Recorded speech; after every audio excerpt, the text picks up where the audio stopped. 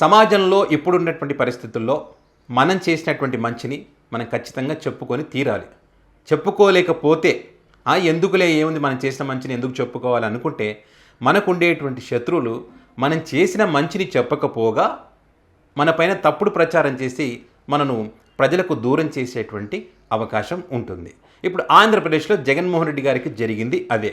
మొన్న జరిగినటువంటి ఎన్నికల్లో జగన్మోహన్ రెడ్డి గారు మీ కుటుంబానికి మంచి జరిగితేనే నాకు ఓటు వెయ్యండి అని చెప్పినప్పటికీ వాస్తవంగా చెప్పాలంటే మొన్నటి ఫలితాలు ఎలా ఉన్నప్పటికీ కూడా జగన్ గారు చెప్పినటువంటి సంక్షేమ పథకాలన్నీ కూడా అక్షరాల అమలు చేసినటువంటి పరిస్థితి, అది కరోనా ఉన్నప్పటికీ కూడా. మరి ఎందుకు ఓడిపోయారంటే దానికి అనేక కారణాలు ఉన్నాయి, అది వేరే సబ్జెక్ట్ అనుకోండి. అందులో ఒక కారణం ఏమి అనిపిస్తుంది అంటే మనకు జగన్ గారు చేసింది చెప్పుకోలేదు అని చెప్పి. ఎలక్షన్స్ తర్వాత జగన్ గారు చేసినటువంటి డెవలప్మెంట్కి సంబంధించి నాడు నేడు కింద కానీ మెడికల్ కాలేజీలకు సంబంధించి కానీ ఫిష్ హార్బర్లు వీటన్నిటికి సంబంధించి ఒక్కొక్కటి బయటకు వస్తూ ఉంటే జనాలు చాలామంది ఇన్ని చేసి ఎందుకు చెప్పుకోలేదని చెప్పి జనాలు చర్చించుకుంటున్నటువంటి సందర్భం మనం చూసాం.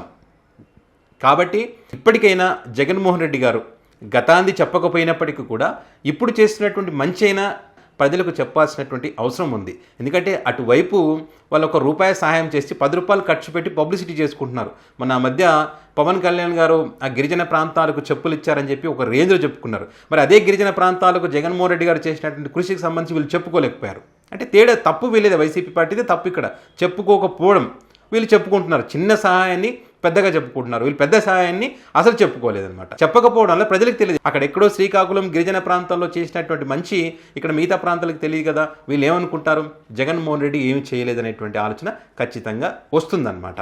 పైగా ఇప్పుడు ఉన్నటువంటి కూటమి పార్టీ నాయకులేమో వాళ్ళు ఏం చేయకపోయినా కూడా వాళ్ళకు ఉన్నటువంటి మీడియా పత్రికలన్నీ కూడా అద్భుతాలు చేసేసాయి అని చెప్పి ప్రజలకు చెప్పేటువంటి ప్రయత్నం, ప్రజలకు చెప్పి వాళ్ళు సక్సెస్ అవుతూ ఉన్నారు. ఇప్పుడు ఇదంతా ఎందుకు చెప్తున్నానంటే మొన్న ఈ మధ్యకాలంలో అకాల వర్షం కారణంగా మరి రాయలసీమ ప్రాంతంలోని పులివెందుల చుట్టుపక్కల ప్రాంతాలన్నీ కూడా అరటిపళ్ళ తోటలను కూడా అకాల వర్షానికి నష్టపోయినటువంటి పరిస్థితి. సుమారుగా 1420 ఎకరాల్లో 670 మంది రైతులు నష్టపోయారు. మరి ఈ రైతులందరినీ ఆదుకోవాల్సింది ఎవరు? ఇప్పుడున్నటువంటి ప్రభుత్వం. పైగా ఈ రైతులందరికీ కూడా జగన్ గారి కంటే మేము ఎక్కువ ఇస్తాం, అన్నదాత సుఖీభావ కింద అని చెప్పినటువంటి పరిస్థితి. మరి ఇప్పుడు సంవత్సర కాలం అవుతుంది, 2 సీజన్లు అయిపోయినాయి, ఇచ్చేటువంటి పరిస్థితి లేదు. మరి ఇన్పుట్ సబ్సిడీ కానీ పంటలకు సంబంధించిన బీమా కానీ ఏమైనా ఇస్తున్నారా? అది లేదు. కనీసం ఇప్పుడు నష్టపోయినప్పుడన్నా అక్కడికి వచ్చి వాళ్ళకి ధైర్యాన్ని కల్పించి ఎంతో కొంత ఆర్థిక సాయం చేస్తూ ఉన్నారా? అది లేదు. సో ఇక్కడ జగన్ గారు మాత్రం అధికారంలో ఉన్నా లేకున్నా తన బాధ్యతగా మరి ఆ ప్రాంతానికి వెళ్ళి ఆ రైతుల యొక్క కష్టాలు జగన్ గారు వెళ్ళి అడిగేదాకా అక్కడికి ఎవరు పోలేదు. మళ్ళీ జగన్ గారు వెళ్తే అదిగో చూసావా జగన్మోహన్ రెడ్డి అక్కడికి వెళ్ళాడు, రైతులతో రాజకీయం చేస్తూ ఉన్నాడు, శవం జరిగితే రాజకీయం చేస్తారని చెప్పి వీళ్ళు కామెంట్లు చేస్తారు. మరి అదేదో జగన్ గారు వెళ్ళకముందే మీరు వెళ్ళి వాళ్ళని పరామర్శించవచ్చు కదా. రైతుల దగ్గర పోయి మేము భరోసా ఇస్తాం, మీకు ప్రభుత్వం నుంచి ఆర్థిక సాయం అందిస్తామని మరి ఎందుకు చెప్పలేకపోయారు మీరు? చెప్పలేదు.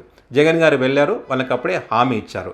ఈ నష్టపోయినటువంటి రైతుల కంటే 1420 ఎకరాలు 670 మంది రైతులు ఎవరైతే ఉన్నారో వాళ్ళందరికీ కూడా అరటి తోటలకు సంబంధించి హెక్టార్కు ₹20,000 ఆర్థిక సాయం అందిస్తానని చెప్పి ఆ రోజు మాట ఇవ్వడం జరిగింది. ఆ మాటని ఈరోజు నిలబెట్టుకుంటూ మళ్ళీ వాళ్ళు డీడీల రూపంలో మరి ఆయా మండలాల్లో ఉన్నటువంటి రైతులకు అందజేసేటువంటి ఒక కార్యక్రమాన్ని కూడా జగన్మోహన్ రెడ్డి గారు చేపడతామంటే 1 కోటికి పైగా ఆర్థిక సాయం అందించేటువంటి ఒక కార్యక్రమం ఇది. మరి ఇదే కాదు, జగన్ గారు ముఖ్యమంత్రిగా ఉన్నప్పుడు అరటి రైతుల కోసం 50 మెట్రిక్ టన్నుల సామర్థ్యం కలిగినటువంటి ఇంటిగ్రేటెడ్ కోల్డ్ స్టోరేజ్ని కూడా 26 కోట్లతో ఏర్పాటు చేయడం జరిగింది. మరి కూటమి ప్రభుత్వం వచ్చిన తర్వాత దాని గురించి పట్టించుకున్న పాపన పోలేదు. రైతుల పట్ల ప్రేమ ఉండాలి, ప్రజలకు సేవ చేయాలనేటువంటి మంచి మనసు ఉంటేనే ఇవన్నీ సాధ్యమవుతాయి.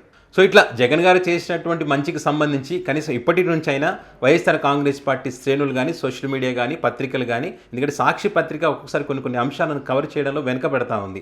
మరి ఎందుకో ఏమో మనకైతే తెలియదు, కానీ వాళ్ళ డిబేట్ల విషయంలో కానివ్వండి అనుకున్నంత సమాచారాన్ని ప్రజలకు చెప్పేటువంటి ప్రయత్నం చేయలేకపోతున్నారనేటువంటి అభిప్రాయాలు గట్టిగానే ఉన్నాయి. కాబట్టి కొంచెం మార్పులు జరగాల్సినటువంటి అవసరం అయితే ఉంది. ఎందుకంటే వీళ్ళకు ఉన్నటువంటి మీడియా తక్కువ కాబట్టి కొంత సమాచారాన్ని ఎక్కువగా ప్రజలకు చేరవేసే విధంగా కొంత ఫాస్ట్గా ఉంటేనే ప్రజలకు నిజాలు తెలిసేటువంటి అవకాశం ఉంటుంది. సో ఇప్పుడు కూడా ఈ జగన్ గారు చేసినటువంటి అంశాలకు సంబంధించి వీళ్ళ సోషల్ మీడియా బలంగానే ఉంది. కాబట్టి ఇలాంటి అంశాలను ఖచ్చితంగా బలంగా తీసుకెళ్ళాలట. ప్రభుత్వం యొక్క తప్పులను ప్రశ్నిస్తూ ఇక్కడ మీ పార్టీ నాయకుడు చేసినటువంటి మంచిని కూడా ప్రజలకు చెప్పేటువంటి ప్రయత్నం చేస్తే అది మీకు పార్టీ పరంగా ఉపయోగపడుతుంది, ప్రజలకు కూడా మంచి చేస్తున్నారనే విషయం ప్రజలకు కూడా తెలిసేటువంటి అవకాశం ఉంటుంది.